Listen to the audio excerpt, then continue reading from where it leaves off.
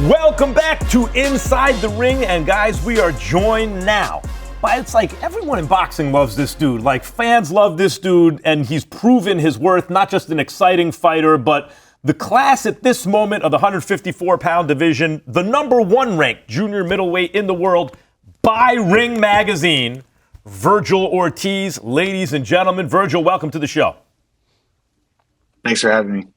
It's been a minute since you and I spoke. Probably the last time was on Max on Boxing back in the ESPN days. But let me ask you about this upcoming Saturday.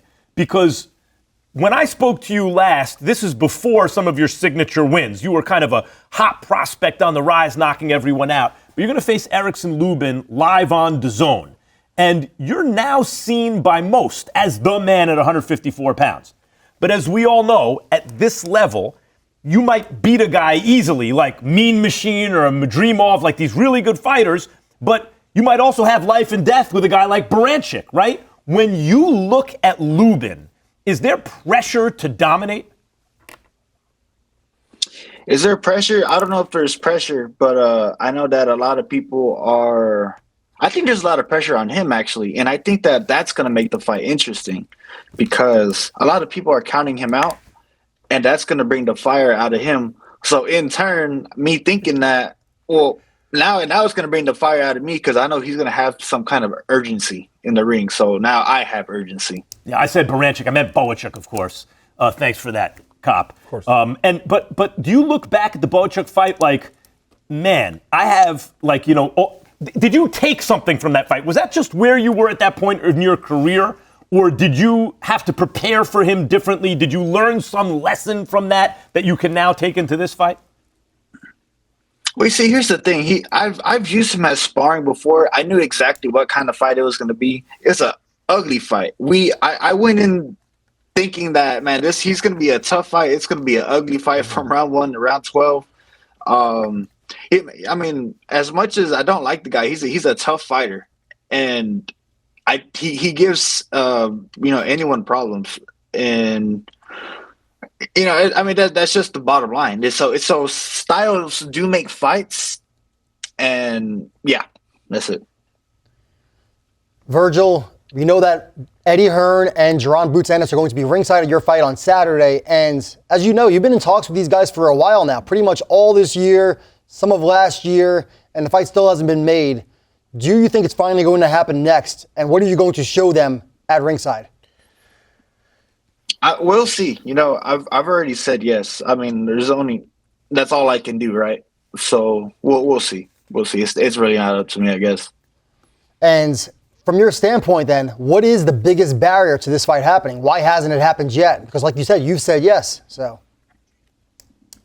I mean, I don't know. I don't. There's really nothing else that I can do at this point, right? So, the barrier, it's somewhere on their side. So it's whether it's someone, something, or some amount of money. I don't know.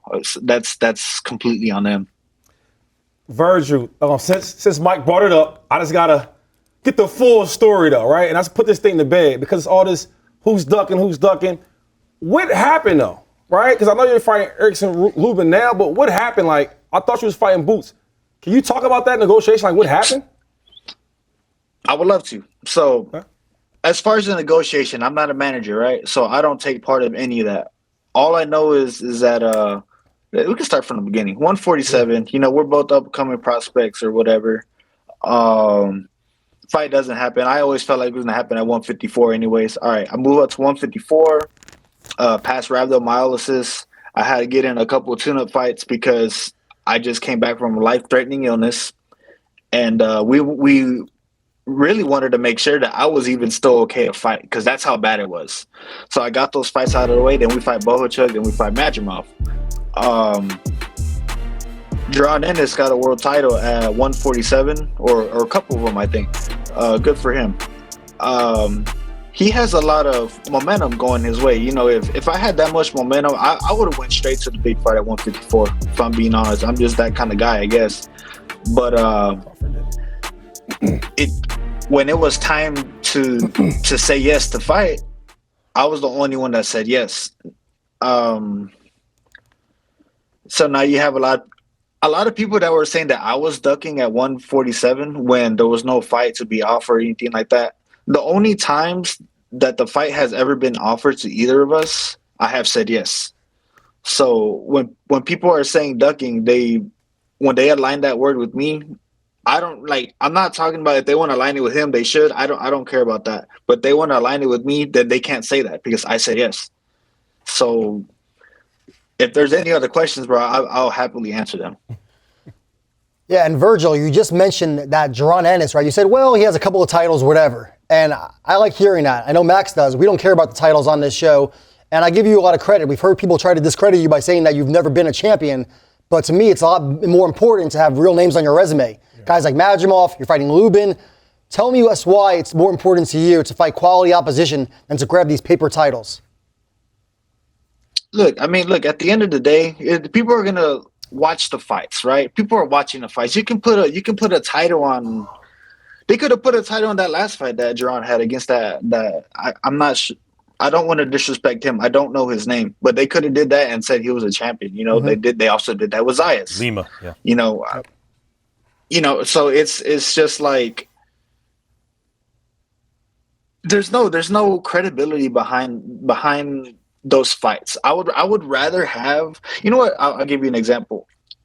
In the 2013 Junior Olympics, I know I'm going way back, but that small medal that I got from the National Junior Olympics is my favorite thing that I ever got in my whole amateur career because I fought 3 sharks back to back to back. It means more to me than the ringside 30-pound belt that I could barely carry at the age of 10. It means more than all the other national championships that I got, all those belts. It means more to me than the most outstanding boxer award that I got in my last nationals.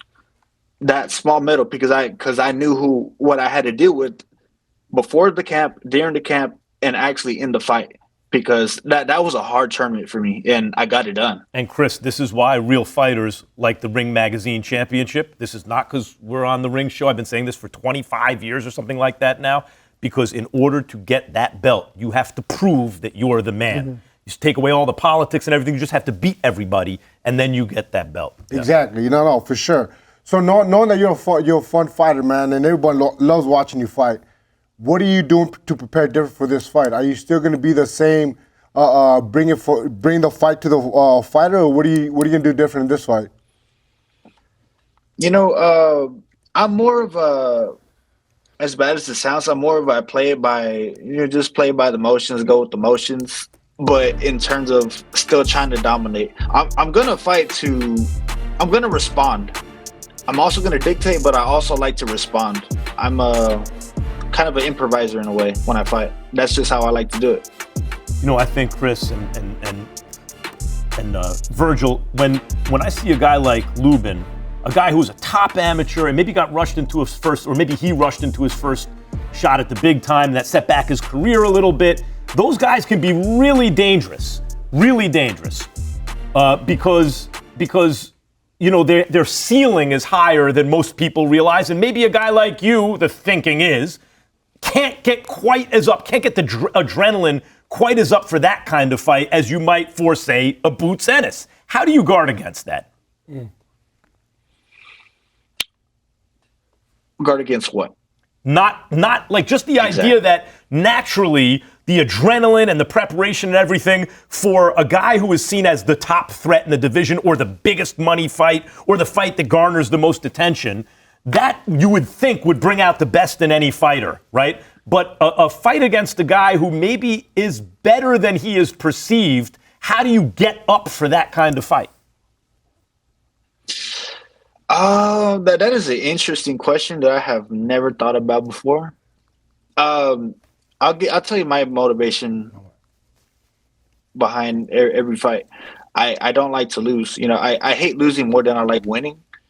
I mean, that's just the bottom line. And I'm a competitive person. In the third round when Mean Machine hit me with the shot and he thought he hurt me, I'm like, all right, well, let's see. And then 3 seconds later, I dropped him with a jab. And it's just at the end of the day, none of the clout, none of what the fans think when I'm in the ring and I'm fighting, the only thing that I'm thinking is I'm better than you, and I'm going to prove that I'm not, that I am better than you. Okay, so as a competitive guy, let me ask you this. There's a sense that I get talking to people, and maybe even in my own mind, right? I think about 154. I think about Vergil Ortiz is the man in that division. But there's this sense that maybe he's just keeping the seat warm for Boots, right? And that's how we're going to find out about Boots. You two are eventually going to fight, and we're going to see who's left standing. And maybe that's going to be you, and you'll prove yourself against him. But the sense I get is that Boots is the protagonist in that story. It's really about him, and you're going to be his test as opposed to the other way around. As a competitive fighter, how do you feel about that? I don't like that at all. I don't like it at all because this is my story. In my point of view, it's my story. In his point of view, it's his story, but I don't mind playing the villain if I need to in someone else's story because I know I'm a good person. I don't care about that. But I do understand what you're saying, that makes a lot of sense when you put it that way. I haven't thought about it like that before, but yeah, I didn't like that. Right. Hey, Vergil, I want to ask you a different question though. There's so much talk about De La Hoya, right? You got Ryan Garcia, they have their own thing going on, and then you got Canelo. He said a lot of things about Oscar and not the right or I guess positive manner. What's your take on Oscar De La Hoya though? And how is it your promoter? I mean, Oscar is probably one of the most successful promoters in the history of the sport. And he has always been done right by me. I have nothing bad to say about him. I mean, he's gone out of his way. He texts me all the time. He's called me, FaceTime me on Christmas. He does his job. I mean, everything that he's done, I think that he's done with good intentions with me.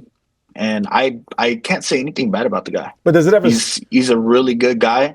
What's up? Does it ever scare you though, where a guy like Canelo Alvarez is one of the biggest Mexican fighters of all time, one of the best fighters, and then you have that guy in your stable and you lose him because things haven't went right? Does it ever scare you because you're on the path? I mean, Max talked about you and Boots. If that goes the right way, you probably the pound for pound type guy. Does that ever scare you that knowing that you had a pound for pound guy like Canelo and things didn't work out the right way, that could potentially happen to you? I think that nobody truly knows the whole story, what's going on. So, it's kind of like a court case. You kind of have to get all the evidence. You got to get both sides of the story. There's there's three sides, his side, their side, and the truth. Okay. I can't really, I don't know. It's a hard thing to speak on, I don't know anything about that. All I know is that, is it a business? That's true. And you have to take care of yourself when it comes to business-like matters and stuff like that. But everything's good on this side, and I have no complaints. Yeah, and Vergil, you mentioned earlier in the show that you were dealing with that serious disorder, and I know a lot of people didn't realize how much it affected you, but you missed out on a couple of fights, you had some layoffs, and it seems from the outside that now it's been kind of in check now that you moved up to 154. Is it behind you, or is it something you're always going to have to kind of keep an eye on? It's behind me. I mean, as far as obviously we don't want it to happen again, so we learn from our mistakes. So those lessons will stay with me always, but it's not necessarily something that we have to worry about.